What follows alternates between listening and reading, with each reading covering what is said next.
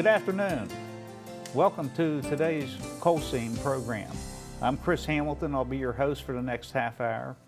Joining me in the studio today is our Senate President and Lieutenant Governor Bill Cole, who has taken time from his schedule to come by the studio to talk a little bit about coal and energy. Bill, thanks so much for taking time to come by to chat. Certainly my pleasure. Appreciate it. And we appreciate everything that you've done here with our legislature over the past few years as it relates to coal and energy program. I know you have a real interest in that topic, and you view West Virginia as the energy state. And as I tell people from time to time, I know you're of the belief that as long as we have coal here beneath our state, we ought to be mining it. We ought to be putting people to work and generating income.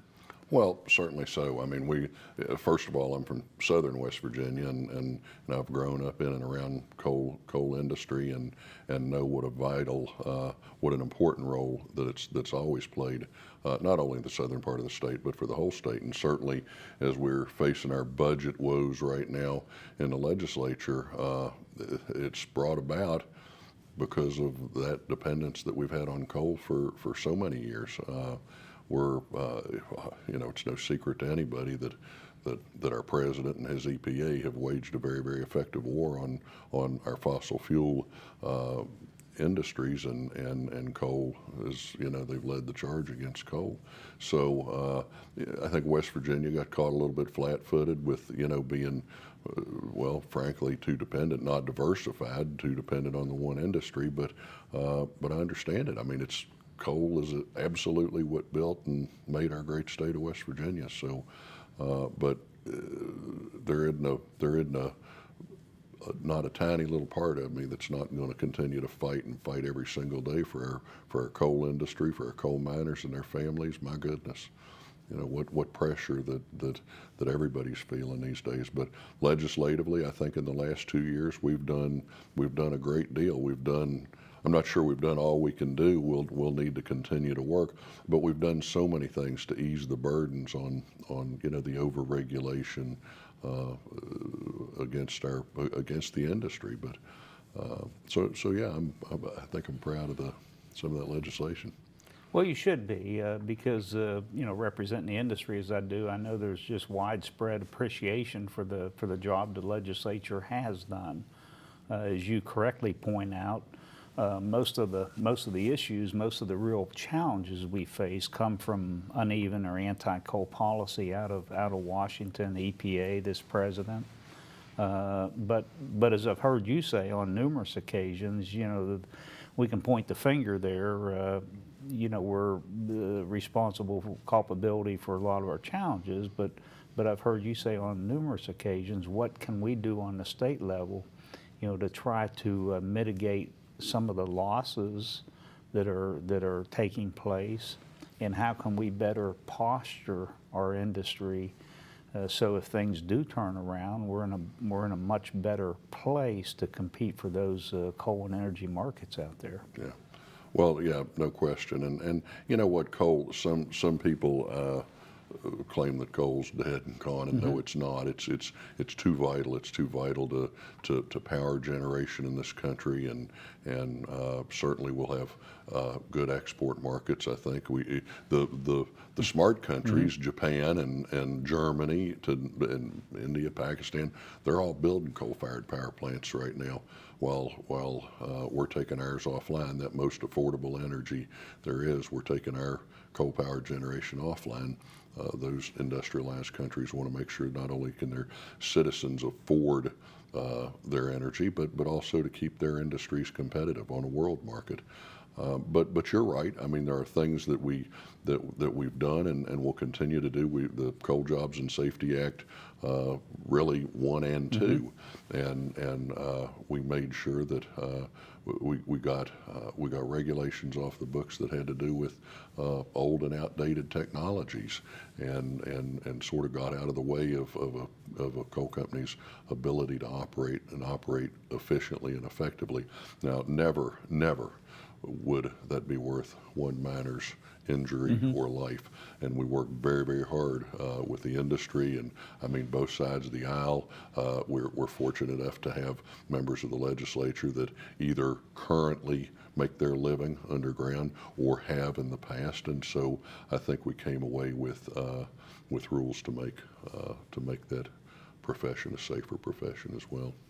Well, I think not only was there strong bipartisan support, but particularly this most recent package of rules that was enacted by the legislature. I don't think there was anybody that opposed the rule changes. As you said, for the most part, we were conforming, updating, and revising some antiquated laws. And you go around the mine sites, and there's nothing more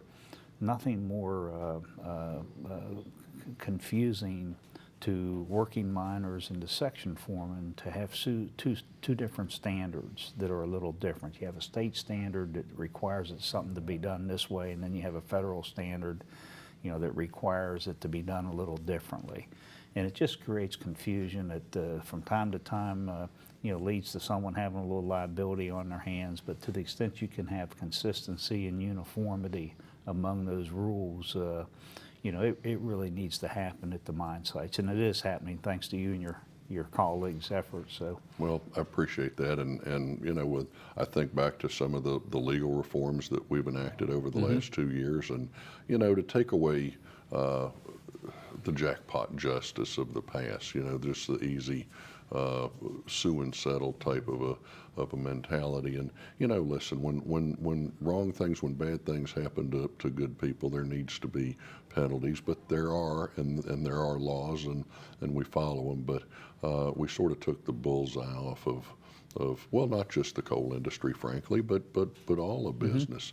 So I'm proud of those legal reforms. I think back we repealed the state cap and trade law. I mean, that was the first thing we did. That was our first item 2 years ago when we took over leadership.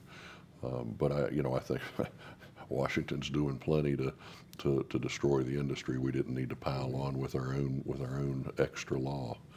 So. The industry is in a state of demise. We've lost today somewhere between 10 and 11,000 jobs. We're seeing coal severance levels, decreased from what they were.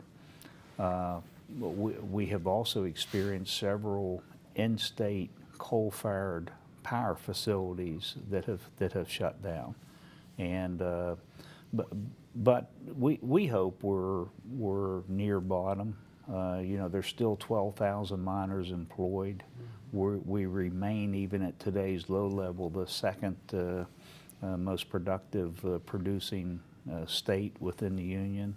So, even though we may not return to the production and employment levels of yesterday, the industry will be and continue to be a strong economic driver for the state. Yeah, there's no question. I guess it gives a new idea to what the glass half full means. It does. No, it does. If you're laid off today, or have lost your job, or you think you're going to lose your job in coal, I mean, your glass is half empty. No question about that.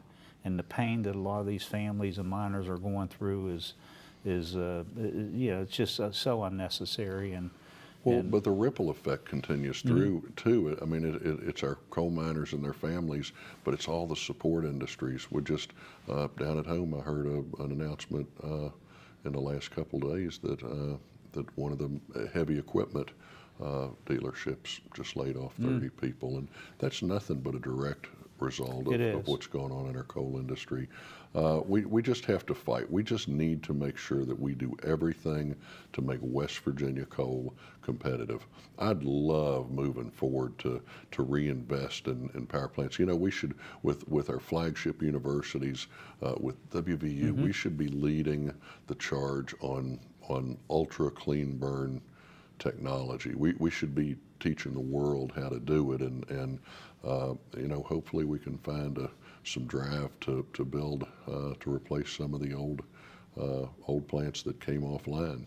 You know, we tried to save those plants, but it turns out I had suggested to the governor an emergency stay to keep them at least idling. But as it turns out, I guess the handwriting was on the wall long enough that the power companies had quit investing any money in ongoing maintenance. So they were basically they were basically done and over with by the time the ruling comes down. It was, the die was cast.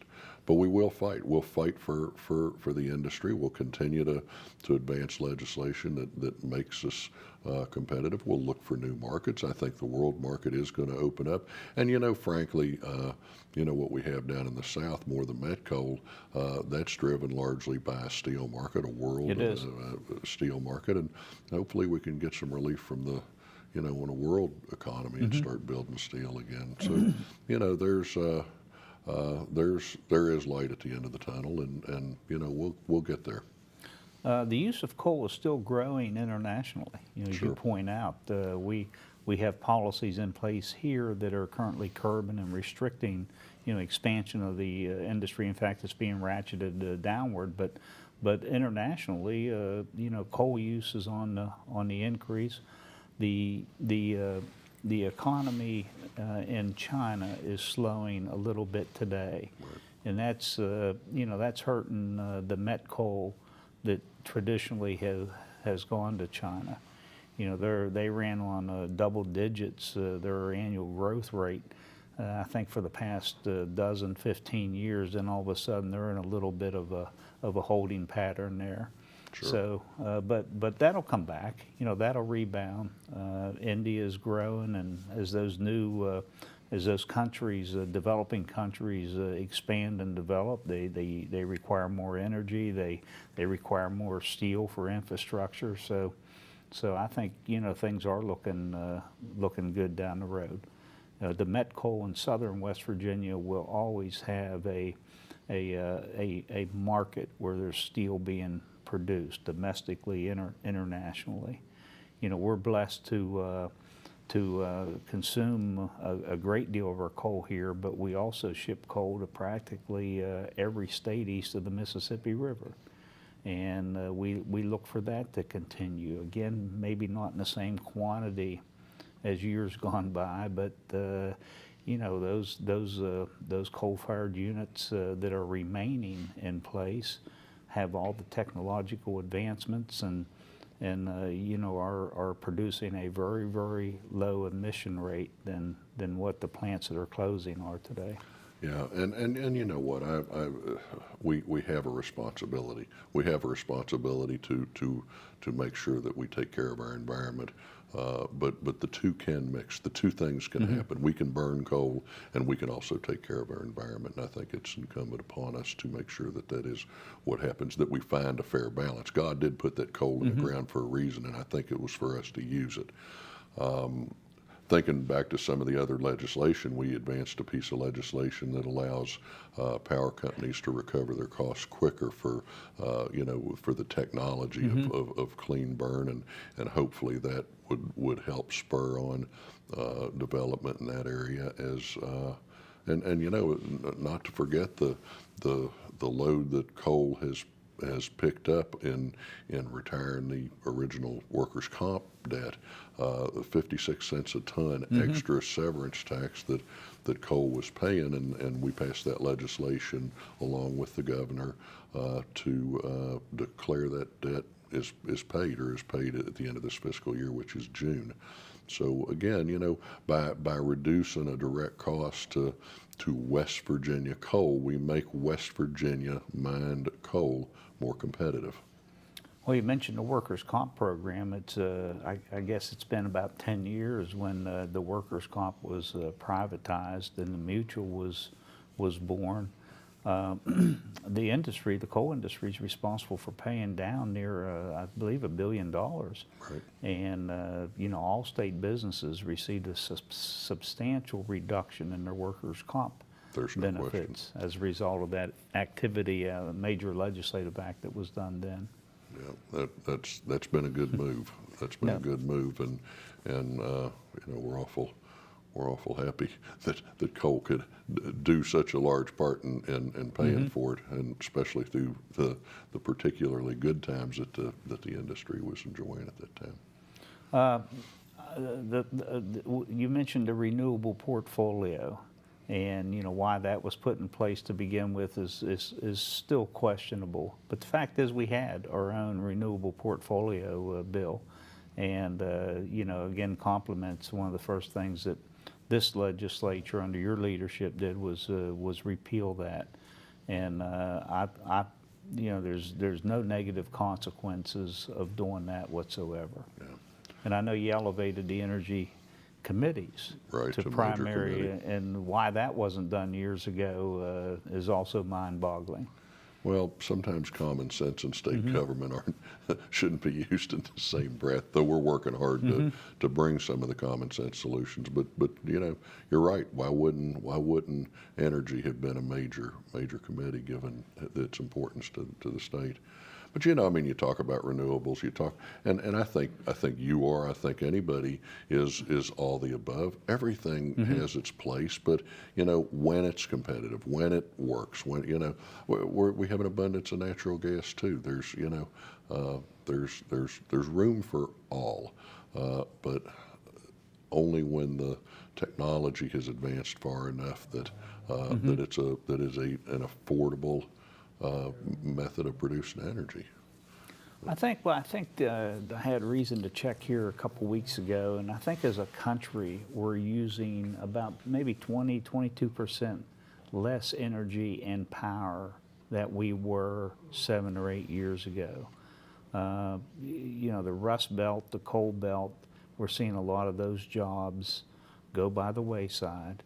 We're importing a lot of steel this year much more than we have been. So domestic steel, where steel is being produced, is down, and that's hurting our met market. But we have to start making stuff again. We have to start, we have to really try to bolster our manufacturing, and I think we're becoming more of a service economy nationally. There's no question we are, but so while we know that we should be, trying to be a manufacturer again, a manufacturing great, we see how we can raise the price of energy, which is key and critical to an industry or to a manufacturing company's ability to be competitive on the global market. So,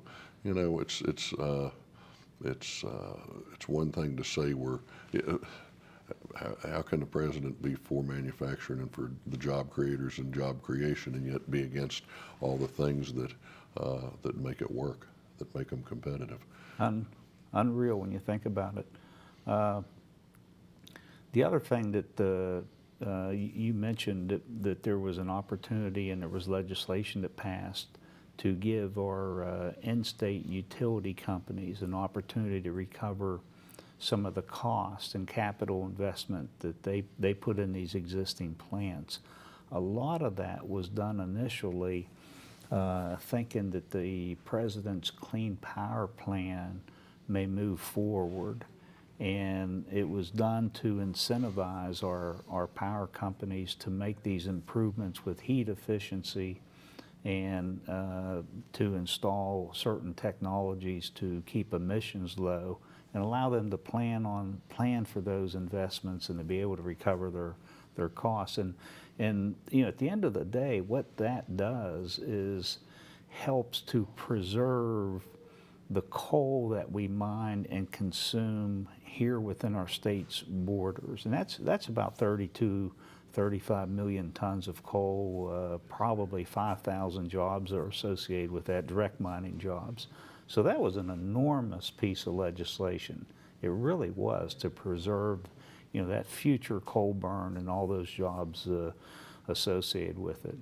We don't have we don't have much control over what the state of North Carolina does, or Tennessee, or any of the other states that we ship coal to, but we do have control over how much coal West Virginia burns 3 years, 5 years from now. No question.